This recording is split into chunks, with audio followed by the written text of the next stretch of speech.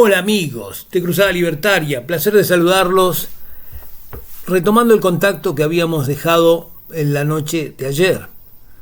Y hoy lo vamos a hacer muy breve este video, porque hay algo que queremos compartir con ustedes y que es muy importante. Lean este libro de Leones y Corderos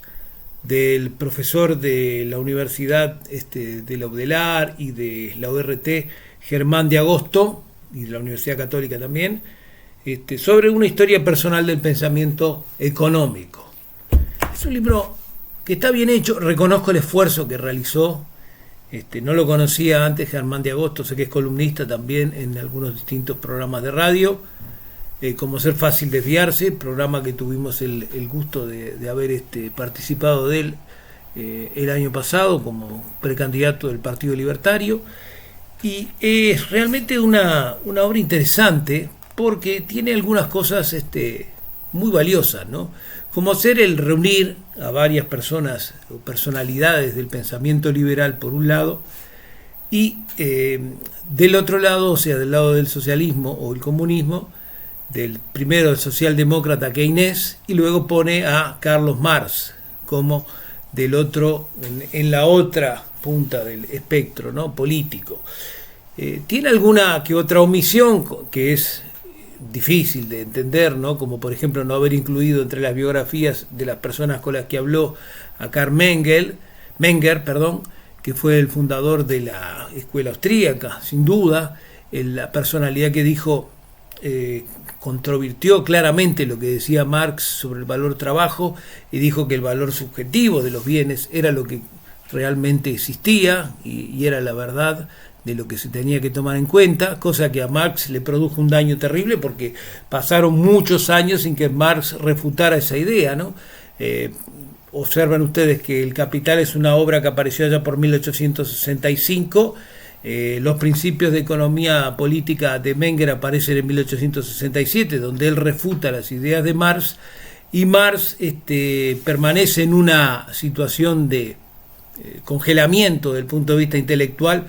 hasta que Engels publica después de su muerte el tomo 2 y el tomo 3 del Capital, ¿no? Vaya si habrá sido importante lo que hizo Menger, que controvirtió en forma decisiva la doctrina de Marx sobre el valor trabajo, que venía también de la época de Ricardo, y también de alguna manera seguía o continuaba lo que de alguna manera había esbozado Adam Smith, sin la profundidad que le dio Ricardo a ese tema, ¿no? Muy bien, pero el libro en sí nos trae, por ejemplo, las participaciones de Ayn Rand, una genia para mí, una filósofa que admiro mucho. También aparecen Hayek, por supuesto, aparece Rothbard, aparece Friedman, como también están después del lado de la filosofía más bien política Rawls, Nozier y Isaiah Berlin, que de alguna manera se apartan un poco del principio del libertarismo como concepto económico y incurren más en la parte filosófica, ¿no? Y por último hablan bastante o se extiende bastante con Marx y con Keynes. La omisión que tiene con Marx y con Keynes, pero sobre todo con Marx, es no haber incluido a Lenin, que fue realmente quien como teórico, primero con el comunismo, porque lo hizo durante muchos años, porque si la cuestión era conseguir gente que fuera solamente teórica, bueno, Lenin estuvo aproximadamente 25 años deambulando por Europa tratando de juntarse a los comunistas, primero todos los que estaban dentro del socialismo, y luego separarlos de los que él le decía los mencheviques, y hacer los bolcheviques, que eran los comunistas más radicales, ¿no?, los que tomaron el poder en definitiva en la Unión Soviética. No aparece Lenin, y creo que en ese caso es una picardía del autor, que es, en eso la verdad que lo cuestiono, porque Lenin fue realmente un verdadero asesino, ¿no?, un genocida. En la guerra que se suscitó en la Unión Soviética entre 1918 y 1920 murieron aproximadamente 8 millones de personas, ¿no?, que fue 4 veces la cantidad de gente que había muerto en la guerra, la Primera Guerra Mundial, ¿no? Disparate. un disparate de gente. Creó también Lenin lo que se llamaba la Cheka, como organismo de policía secreta, en el cual ejecutaban a una persona y ejecutaban al hijo mayor. Se llevaban a la gente prácticamente al igual que lo que era la Revolución Francesa, ¿no? Con la época del terror, que tuvo su epicentro con la dictadura de Robespierre. Se llevaban a la gente por el simple hecho no de no haber hecho nada contra la revolución, sino haber hecho nada a favor. Ya ese hecho bastaba para que una persona fuera encarcelada y ejecutada por parte del régimen comunista en sus primeros años, ¿no? Realmente lo de Lenin,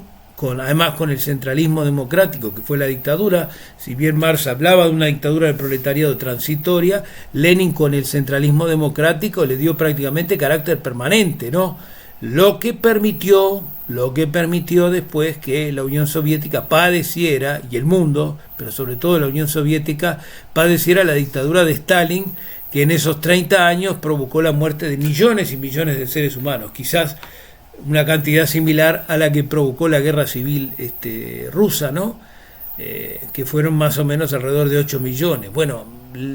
entre sus logros, lo cual es horrible, Stalin, por ejemplo, tiene el famoso Holodomor en Ucrania, que provocó la muerte de 3 millones de personas, las distintas purgas que ocasionaron la muerte de 1,5 millones de personas, ¿no? Creo que realmente la omisión en este caso en el libro es... no sé si es inexcusable o si es por una cuestión de espacio o si fue una picardía, porque yo creo que Lenin tendría que haber estado en este libro, ¿no? Junto con Marx, porque fue el teórico, y en una obra que yo leí del Capital aparecen varios artículos hechos expresamente por Lenin, donde ya expresa lo que va a hacer, y era lo que de alguna manera él estaba propagando por Europa en esos 25 años de exilio que nosotros habíamos dicho. Muy bien, el libro en sí, de todas maneras, hay que reconocer que es un trabajo muy grande, el condensar el pensamiento de personas que lo hicieron hace muchos años y por muchas páginas, por muchas obras, ¿no? Es algo muy destacable. Volvíamos al hecho de que faltaba Mises. Creo que Mises debió haber estado porque es el fundador de la praxeología,